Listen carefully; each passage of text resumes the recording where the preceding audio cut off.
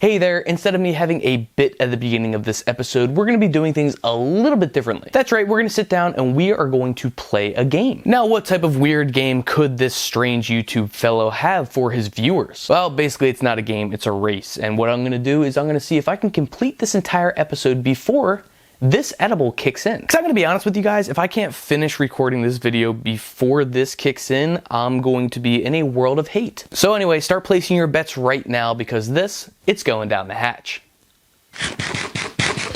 Welcome back to So You're Interested In, the show where I break down an artist's discography in order to give you, the viewer, the best possible jumping off point in order to get into their catalog. And on this week's episode, we'll be looking through the prolific catalog of hip-hop legends Run the Jewels. The dream duo of ELP and Killer Mike are creating some of the greatest hip-hop albums of the last decade. With ELP's producing expertise and Killer Mike's undeniably great bars, Run the Jewels have yet to fail at releasing an exciting and poignant record. As time goes on, and this duo continues to release music, it can be a little intimidating to find out a great place to start off with their discography. So to help ease that intimidation, I'm going to be recommending 2 albums and 3 individual tracks that I think you need to be listening to if you want to dive a little bit deeper into Run the Jewels. And just like every other episode of the show, we'll kick things off with the albums.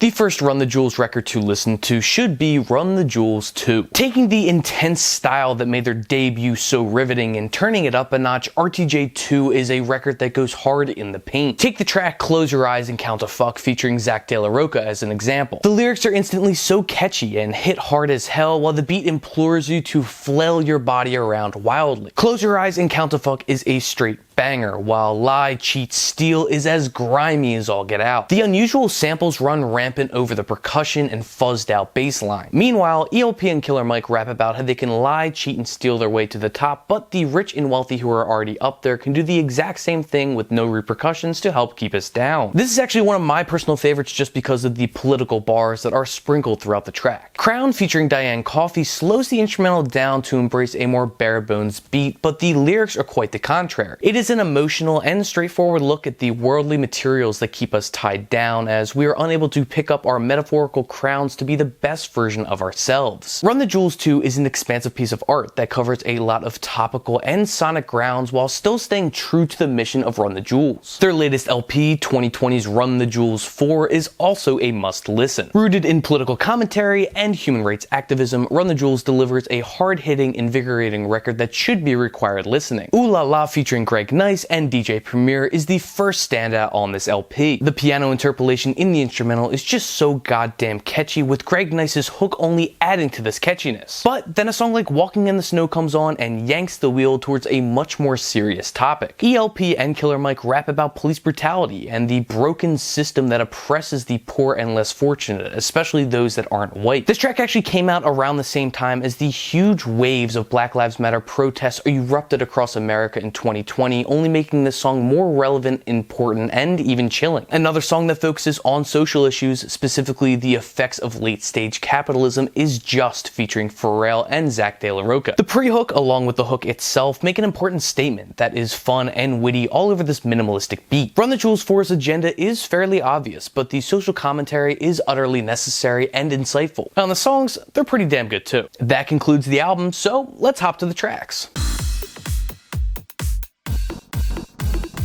The first song to listen to is A Christmas Fucking Miracle, the closing track to their debut album. The instrumental feels like it's in slow motion with the descending bass synths and spacey percussion. Eventually, the beat morphs enough to go from feeling sluggish to being undeniably heavy. Both MCs give some of their best early day performances on this cut as well. A Christmas Fucking Miracle is an amazing first look at the deeper side of Run the Jewels. You should also absolutely listen to Legend Has It off of RTJ 3. I'm going to say this as boring and mundane as possible. This cut is a straight up hit. While A Christmas Fucking Miracle is heavy because of the lyrical content, Legend Has It is heavy because of his braggadocious style. It is not at all world beating, but it is still an incredibly fun track. I'll be completely honest with you guys, this was my introduction to Run the Jewels, and I don't think that it's a bad thing if this is your introduction as well. The final track to check out should be Blockbuster Night Part 1, live from South by Southwest 2015, which comes off the Spotify Sessions record. I was originally going to touch on this track when I talked about Run the Jewels 2, but once I was reminded reminded that this is on this live album, it was bumped and brought down here. And it's not because I don't like the song or something like that, it's just the fact that this live performance is absolutely electric and something that you really don't get on a studio recording. ELP and Killer Mike open up this cut by provoking the audience and insisting that they get up and get rowdy. And of course, as soon as the music starts, the crowd goes crazy and the MCs bring their heat. Blockbuster Night Part 1 is a perfect live song to listen to before diving into the rest of Run the Jewels discography. And that is all that I have for this week's episode of So You're Interested In. Which is great because this edible is beginning to kick in, and if I had to record for like another 15 to 20 minutes,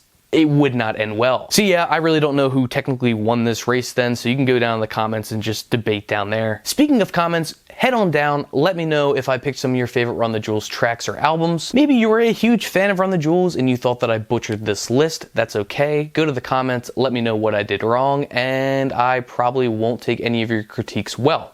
You can also suggest any other artists that you'd like to see featured on this show. I do have a pretty sizable backlog of videos already written out, recorded, filmed, even published at this point, but don't be discouraged if you don't see a recommendation for a little while. Just know that I've tried to plan ahead here a little bit, which is objectively a good thing because typically I don't do that type of thing, and then all of a sudden it ends up that we have nothing to put out. Long story short, just recommend any artists you'd like to see. I'll do my best to get to them. Be sure to subscribe for more videos just like this every single week. At this point, you can see I'm not lying because I have put out a couple videos already. I also do a little show called Stacks of Wax where I go through my record collection and show off what I got on vinyl. If you're a record nerd like me, it's a good time. But yeah, that about does it. All of the albums and tracks that I've mentioned are in the description box below. Be sure to go out there, support your local record store along with the local artists in your area. And until I see you next time, happy listening.